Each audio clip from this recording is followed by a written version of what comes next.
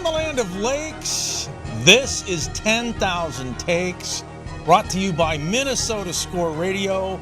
Wally and Eric back for yet another week, and we are ecstatic. You've tuned us in for 10,000 Takes, yes. And I think it's a no-brainer where we start this week. It's probably going to be all purple all the time, in at least our opening segment. Barring a Minnesota Lynx WNBA title, which is possible. Well, I think it's more than possible. Yeah, they'll be the favorites. They will be the favorites. But we will start with the Vikings, who had an impressive comeback win in Chicago on Monday night. And JJ McCarthy, a sizzling debut, but it started off in rocky fashion with the pick six. But he got up off the deck, recovered nicely, 2 touchdown passes, a great TD scramble. Defense looked solid. Running game finally kicked it into gear. And hey, anytime you win on the road in the NFC North, that's a big W. No, you're 1-0 in the division. I think the Bears were 1-5 last year in the division. So you can't do that if you expect to, make the playoffs and in particular make any kind of a run, because you're not going to get any home field. You go 1-5 in the division. Yeah, it was impressive, particularly the fourth quarter. The second half, they seemed like a different team. They seemed like they played more physical in the second half. Didn't you get that right off the bat? Because they had to kick off, if you recall. They kicked off to start the second half, and, man, they stonewalled that Bears offense right away, and it was very physical. And, eventually they got themselves back into the football game. But the fourth quarter, JJ McCarthy looked like he had been around for a while, right? Yeah, he really settled into the position quickly. And you think about the whole narrative. JJ grew up in the Chicago burbs. His first ever NFL game was at Soldier Field when he was 4 years old. He saw Minnesota play Chicago. Maybe that was a precursor to what was going to come down the road, because now he is a Viking, and he looked very good. I thought Minnesota certainly benefited from a couple of questionable calls. There was a PI that probably wasn't a PI, and maybe a hold that wasn't a hold, but that's the way it went down, and the Vikings took advantage, and they got better as the game went on, and now they got to get ready for another primetime matchup with the Atlanta Falcons, Sunday Night Football on NBC. That's right. Kirk Cousins will be back in town. He did not have a very good return performance last year. No, he did not. So his Cousins, I guess, is going to be wearing one of those new caps. By the way, I don't like those caps. You can't even see the logo. Yeah. Have you noticed the NFL has a new cap every year? This one's lame, in my opinion. You can't read the logo. You can't. You just only know the color. So I'm guessing Cousins will have a red or black Falcons cap on it. Maybe a clipboard like you've got. Yeah, well, that's what I do. I carry the clipboard around for us. He makes a little bit more money carrying his clipboard than you do. He makes more money carrying a clipboard than most quarterbacks in the NFL do that are starting quarterbacks. Well, he won the NFL lottery twice. Yes, he did. I want to be his agent. Boy, that's for sure. Or you want to be him, one or the other. You just want to collect his paycheck one way or the other. As for the Vikings and what they did this past Monday night, can it continue? They're going to have to continue to play defense. They did it without Harrison Smith. We don't know, as we do this show, whether he will be playing this Sunday or not. And we don't know if Blake Cashman will be ready to go. He left with a hammy. That does not look good. At the time of this recording, we don't know. So that looks like weeks is what I mean. Well, and hammies are slow healers. Yeah. And we saw it with J-Jets in the preseason. Now, he came back in the opener and finally heated up in the second half when he was able to get that touchdown catch from JJ McCarthy. So that's the first JJ to JJ touchdown hookup. Yeah. You were ready to slice and dice him after that first half, I bet. You had a narrative, didn't you?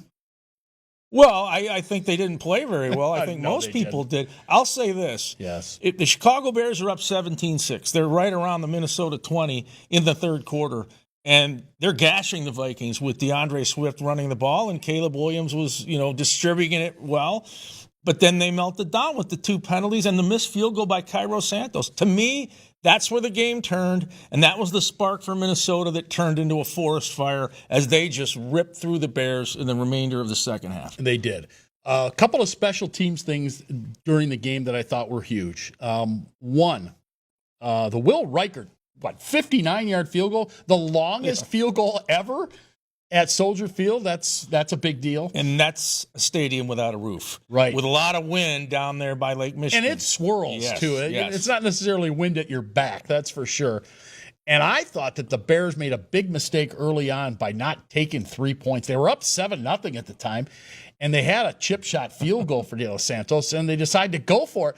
Did Ben Johnson not know who his offense was? These aren't the Detroit Lions of 2024 that you have out there. These are the 2025 Chicago Bears, and I think he's learning on the fly that he can't do what he did what Dan Campbell and him did in Detroit last year. Not yet. Maybe in due time. But, yeah, he's got to know his personnel. And the Chicago Bears offensively are not a juggernaut like the Lions were last season when they averaged 33 points a game, number one in the NFL. I think the other thing, you talk about special teams, let's give big props to Eric Wilson, who came in for Cashman when he went into the injury tent, solid on defense, but a block punt. And block punts are huge. And also Ty Chandler, 2:02 remaining. He gets that kickoff after Chicago cut it to 27. He looks at KOC. Yeah, he takes a glance. KOC says, go. He went. Ball protection, that's the main thing there. He went down. They were under 2 minutes. There goes Chicago's stoppage of time with the 2-minute warning. And they were down to one timeout as it was. So that was essentially game, set, and match. Yeah. Yeah, the Vikings played a smart football game. Other than Cashman, I think they came out relatively injury-free. Hopefully they get Christian Darrisaw back soon to beef up that offensive line. But, for the most part, they kept JJ up on his feet. Did the Bears get a sack? I think the Chicago Bears may have had maybe one. Yeah, they had a couple early. Yeah, when JJ was trying to find his footing. I think this Sunday will be interesting. Atlanta's 0-1. They lost at home to Tampa Bay. That's a division loss in the NFC South. So the Falcons do not want to start 0-2, and they do have firepower. This could be another one of those close games, which has become the purple trademark. It'll be a shootout. You love those. Oh, goodness, no. All right, more NFL coming up next. We're going to talk to former Viking Daunte Culpepper. All right, we are 10K Takes your purple ticket.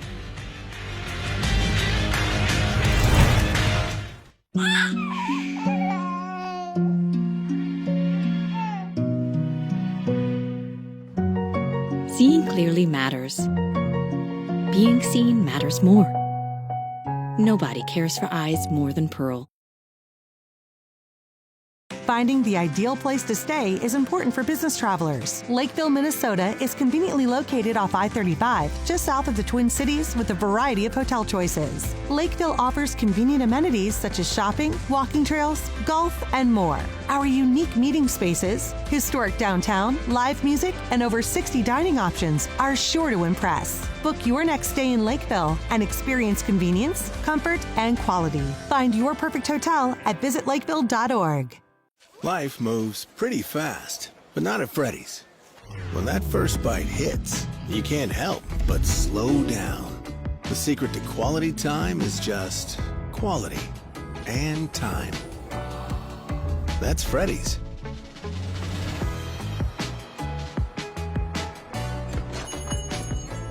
Mom, what's wrong with them? That's called quality time. Don't stare. Stop by any one of Freddy's 6 Minnesota locations. Welcome back. We are 10,000 Takes, and we're going to continue talking Minnesota Vikings purple with a guy who knows a thing or two about playing football for the Vikings, playing quarterback for the Vikings. Daunte Culpepper, former Minnesota Vikings quarterback, multi-Pro Bowl quarterback. Daunte, as you look at what JJ McCarthy did this past Monday night, do you think, in your mind, did he exceed expectations, meet them, or did it right about where you thought he was going to be? Well, I mean, he got the victory. That's the first thing. I definitely, thought we were going to be in the win column, and he made some plays. Early, he didn't start the game he wanted the way he would like to, and the way any Viking fan would like him to, but he showed perseverance, he showed resilience, and he made some plays down the stretch that we really needed. And I was impressed, and I think it was a great game to build upon. To go into Chicago week one and get a win, that's big, and I think we just need to build on that momentum and just keep getting better. But I like what I saw from him. And Daunte, to get up off the deck after throwing a pick six and then go to your offensive lineman on the bench and try to prop him up. And then he had that brilliant second half. Do you think JJ McCarthy has won over the huddle, won over the room, and now his teammates maybe see him a little differently? I think that he already had won the team over through his hard work and dedication this offseason. But it is true. You got to show and tell when the lights turn on. And he was able to do that. The moment was not too big for him. And I was very impressed with him. And I think he's just going to keep getting better and better. What did you like the most about what you saw out of him? What impressed you the most? Well, I mean, obviously, like I said, not starting how you want to start, but gradually getting better as the game went on, and that showed his mental toughness. It showed he showed he has playmaking ability in the crunch time, and that's what you got to be a franchise quarterback. And I think the Vikings have their franchise quarterback. And Daunte, the draft class of 2024 was it was a bounty of great quarterbacks, and we've already seen Jaden Daniels make an impact. Caleb Williams is trying to figure it out. JJ McCarthy. There's a lot of young guys from that draft class, including Michael Penix, and the Vikings will see him Sunday night with Atlanta. What do you like about Penix, and how do you see this matchup, Falcons-Vikings? Penix is a good quarterback. He's shown that he's everywhere he's been a very accurate quarterback. We just gonna have to, keep him in the pocket. He can move a little bit, and just hopefully, force him to make some mistakes that a young player makes. That's what we're banking on. But he's a good quarterback, and we can't overlook him. And I'm pretty sure that we're gonna be prepared for him. Back to JJ McCarthy. How big a deal do you think it is that he didn't play last year, but he was around the team. He was in the meeting rooms. He was with the quarterbacks all season long. How big a deal do you think that was in his maturation and his ability to jump in right away this year? I think it was great for him. He got a chance to get a feel for the offense, get a feel for everything, and he wasn't just thrown out there to the wolves, so to speak. So I think it was great for him because I myself did kind of the same thing. I set out my first year and just got a chance to, work out with the scout team, get the speed of the game, and then stepped in my second year. So I think, he did a great job, even though I know he was injured. He was able to be there and see it and experience it from that side as a player. And like I said, he went out, did what he had to do, and he got the job done. And I think it's something great to build upon. So, like I said, I'm impressed with him, and I'm looking forward to it. I'm excited to see what he's going to do the rest of the year. Yeah, and JJ's essentially a redshirt rookie. and you look at this offense, they've rebuilt the O-line. It took them a half to get their swagger and their physicality down in Chicago. Jordan Mason ran the ball very well. Aaron Jones, not great running numbers, but he caught a touchdown pass out of the backfield on that wheel route. So, and we know about Jay Jets and TJ Hawkinson and Adam Thielen and Jordan Addison will come back. I would imagine if you're JJ McCarthy, you got to like the players that they've surrounded you with. I mean, you've got weapons everywhere. Oh, yeah, he definitely got some weapons. He's got the tools to be able to do what he wants to do, and I just see him doing it. I see, a bright future for him. They just got to keep him healthy. They keep him off the ground, and I think he has everything he needs in his toolbox to be successful. So, and including most importantly himself. You can have all the tools around you, but if you're not the guy, you're not the quarterback that you got to be, then it won't work. And one for sure knows that you can have all the tools, but you got to get out there and get it done. And I'm impressed with him. I like what he did for game one. Kevin O'Connell has kind of become, as people kind of jokingly call him, the quarterback whisperer, but he has done a phenomenal job with all the quarterbacks that he has coached here the last 3 years, including, so it seems anyway, up to this point, JJ McCarthy. What do you think that O'Connell does so well that makes him so good with quarterbacks? Obviously, he played the position, but beyond that. I think just playing the position, kind of knowing what a quarterback is thinking sometimes and have been back there when bullets are flying, that gives you a great perspective on the position. So he understands what it is to be a quarterback in the National Football League. So that in itself is a good thing. But I think, just him and his staff picking the right guys that fits good with them.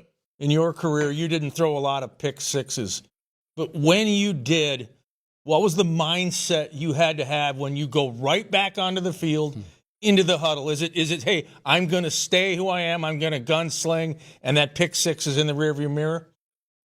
Yeah, you got to have a short memory, and it goes both ways. You throw a pick six or you throw a touchdown. You go to the sideline, you look at the pictures, you discuss whatever, and then you move on. The same thing with the interception. Anytime you get a turnover on downs, that's terrible. Then if it's a touchdown, that's even worse. But you got a game to play still. You still got a game to play. You still got to stay focused. So he did a masterful job of bouncing back from that play. And that just shows you the type of grit he has and the type of quarterback he is. And like I said, I'm going to keep saying it, man. I've been impressed with the young man, and I'm excited to see him. The late addition of Adam Thielen and the addition of Jordan Mason this year, tell me what you saw in those two or what you think that those two can add to the puzzle for Minnesota. Well, Adam Thielen's a proven baller, no doubt about it. He's definitely he's a vet that's going to help the locker room and help the receiving core. And Jordan Mason, obviously, he's going to be a great. He and Aaron Jones, I think, going to be a great 1-2 punch. However you line them up, they complement each other very well. And the offensive line deserves a lot of credit, and JJ deserves a lot of credit. Get them in the right plays, get them in the right running plays, the right man count, right or left. That's on the quarterback. So I think it's a combination of things, but I think they got the guys there that they need to be successful. But I love Mason and Jones a 1-2 punch. I love those two guys. Don't matter who's one or two, don't matter. They both can get it done. Nobody knows better than you how tough it is to come back from a major injury and then keep playing in the NFL as long as you possibly can. What were your reactions to Aaron Rodgers, who week one looked, I thought, very good in a Pittsburgh win over the New York Jets? Yeah, I mean, Aaron Rodgers is a solid quarterback as long as he's healthy. Like I said it a few times in the offseason. As long as he's healthy, he can still, put a lot of good spin on the ball and be accurate with it. So, I mean, that's what it comes down to. As long as he's healthy, they can keep him off the ground. I think he's going to look like a world beater. Yeah. Hey, I wanted to, before we let you go, one last question for you. Obviously, you played with Randy Moss. You know what he's gone through here recently. But I thought it was exciting, and give me your thoughts, to see him recently now. I saw something in the hospital where he did this thing. He rang a bell because he had kicked cancer, at least up to this point in his life. What are your thoughts on Randy, and if you had any communication with him? Yeah, we actually came down. He has a restaurant here in South Florida, and we went out and had dinner one night. And I mean, Randy, he's a tough guy mentally. Obviously one of the greatest football players ever, but he's just a great person, and I'm proud of how he's handled himself, but he tells you, man, it's a tough stuff. It's very tough what he went through, and my hat's off to him for that, but he just showed a lot of resilience, and he's moving on with his life, and I think that's commendable, and I just always gonna wish him the best, always. Yeah. Thanks, Daunte. Yeah, thanks, Daunte. Appreciate it. Appreciate your perspective, and we will again touch base with you as this season moves along. For sure. Thank y'all for having me. All right. See ya. Peace. Thank you. He is Daunte Culpepper, the former Minnesota Vikings Pro Bowl quarterback, with us here on 10,000 Takes. More to come after this time out. Stay with us. Life moves pretty fast, but not at Freddy's. When that first bite hits, you can't help but slow down. The secret to quality time is just quality and time. That's Freddy's.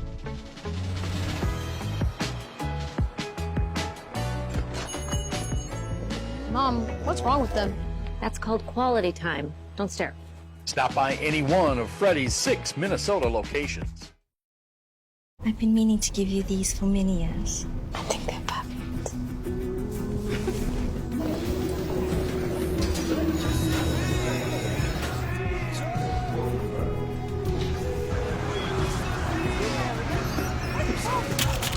Maya? Oh, I love your earring. Why didn't you try these? It isn't just about vision. It's about care. Nobody cares for eyes more than Pearl. Let your adventure begin in Lakeville, Minnesota. We have over 90 places to grab a bite to eat, and we're close to the Mall of America, Valley Fair, and the Minnesota Zoo, plus hotel packages and great rates. Visit Lakeville. We're serious about fun all year round. Well, it's almost playoff time for your Minnesota Lynx, and basically they've been waiting around all year to get to this point because they have been the best team in the WNBA basically from the get-go. They have. They've got the top seed. Playoff starts Sunday at Target Center in Minneapolis, one of 4 venues to host a postseason game. All roads to the WNBA title should go through the Twin Cities. At the time of this recording, we don't know the opponent, but it will be the 8th seed. Could be a Seattle. It could be Golden State, the expansion Valkyries. I know that's your favorite team. Indiana, the Fever. But I think it's been impressive what the Lynx have done. Remember, they've done part of this without Nafisa Collier, who was injured for a while. And I'm wondering if she's still going to get MVP, though, because Asia Wilson has been incredible for Las Vegas, and the Aces have finished really strong in the WNBA. So that's going to be one thing to keep an eye on. But the real thing here is, can you get banner number 5? Yeah. Can you win one for the thumb, as the Pittsburgh Steelers once said? And that's all that matters, really. Yeah. MVP, Rookie of the Year, all that stuff, that doesn't matter. Can you win the WNBA title? And last year they came within an eyelash. I think that they do have a chip on their shoulder from what happened last year against the New York Liberty, with Breanna Stewart getting those free throws at the end of the game that they shouldn't have been getting. And so we'll see what happens. Okay, I know this last Saturday, you were all excited and giddy about going to watch college football. Your Golden Gophers playing Northwest State of Louisiana. Yippee skippy. In one of what were many ridiculously bad college football games last week. I mean, what's Ohio State playing Grambling for? They beat them up 70-0. The Gophers beat this team 66-rip. Why do teams do this? I mean, we call them body bag games, or you do anyway, because you go home in a body bag, but they collect a $500,000 check or whatever it is they Buffalo get. got $1.1 million to come here. At least that game was competitive. I think Northwestern State of Louisiana got $500K. Yeah, there's not much suspense there. We really don't know about the Gophers right now. All I can say is Route 66. That's that great iconic highway, right, from Chicago to Santa Monica. Well, in the Twin Cities, Route 66 means you won 66-0 over Northwestern State. But I just wish this week's opponent is Cal. ACC. They need to play more games exactly, like that. Legitimate program. Yes. Here's why you need to play more. First of all, it's a better draw if you're a fan. You might want to go see Cal. And second of all, you get a better idea how good your team is. Yeah. You know, everybody's all worried about the rankings and everything else. Man, just play football. What do you have to play these ridiculous games for? I get somebody, at least Buffalo, they're a MAC team, right? Yep. I mean, at least you're playing a team from the MAC and that they're legit. I'm okay with the MAC. Yeah, that's okay. Schedule another one of those. Do you realize Route 66 could have been Interstate 72 because they called the game with 6.5 minutes left because of thunderstorms. Northwestern State of Louisiana couldn't get out of Minneapolis fast enough. They were running for the bus. In the medical field, they call that pulling the plug on the patient. Yes, they did. All right, quickly, your Twins, it's been a downward spiral the second half of the season in particular. But one piece of good news, Byron Buxton earlier this week got his 30th home run to go along with 20-plus steals. So he's only the second player in Twins history to do that. Yeah, congrats to Byron Buxton. Just great to see him on the field playing baseball. And imagine if you had an organization that said, we've got Buxton, Joe Ryan, Pablo Lopez is back now, a young Luke Keyshaw, Royce Lewis. Imagine if the Twins' mindset in the offseason was, let's add pieces to these guys, get better, and try to win the AL Central. But again, I'm dreaming. They won't do that. No. They'll probably get rid of some of those guys. Probably, unfortunately. All right, stay with us. More to come. Yes, takes of the day on deck. We are 10,000.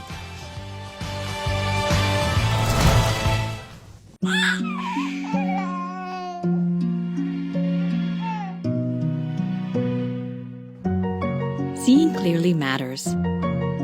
Being seen matters more. Nobody cares for eyes more than Pearl. Finding the ideal place to stay is important for business travelers. Lakeville, Minnesota is conveniently located off I-35, just south of the Twin Cities, with a variety of hotel choices. Lakeville offers convenient amenities such as shopping, walking trails, golf, and more. Our unique meeting spaces, historic downtown, live music, and over 60 dining options are sure to impress. Book your next stay in Lakeville and experience convenience, comfort, and quality. Find your perfect hotel at visitlakeville.org. 10K takes on television as we wrap up yet another episode. Big shout out to the viewers in the Twin Ports, the Twin Cities, and hey, Rochester, Med City now on board. Yes. They're going to find out. We do takes of the day, final segment of the show. Are you an angry American, a cranky commander, a giddy guardian? What are you today? You're familiar with the fact that your Minnesota Twins baseball season has gone off the rails, right? Yeah, okay, you're very familiar with the fact. Crazy trade. Did you have any idea how bad it really is? Well, let me tell you how bad it is.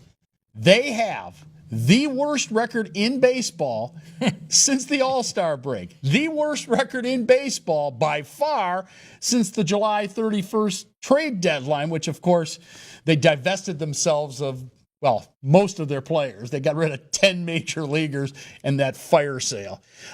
So you wonder, say, okay, why is this happening? Well, because of that. You have AAA players now playing over at Target Field along with Byron Buxton, and Pablo Lopez is back now, and Joe Ryan's there. But basically you have a minor league team playing at Target Field. You also have a AA team playing where the AAA team used to play. That's the St. Paul Saints. Coming into this week, this final week at home for the Saints over at CHS Field, they lost 9 in a row.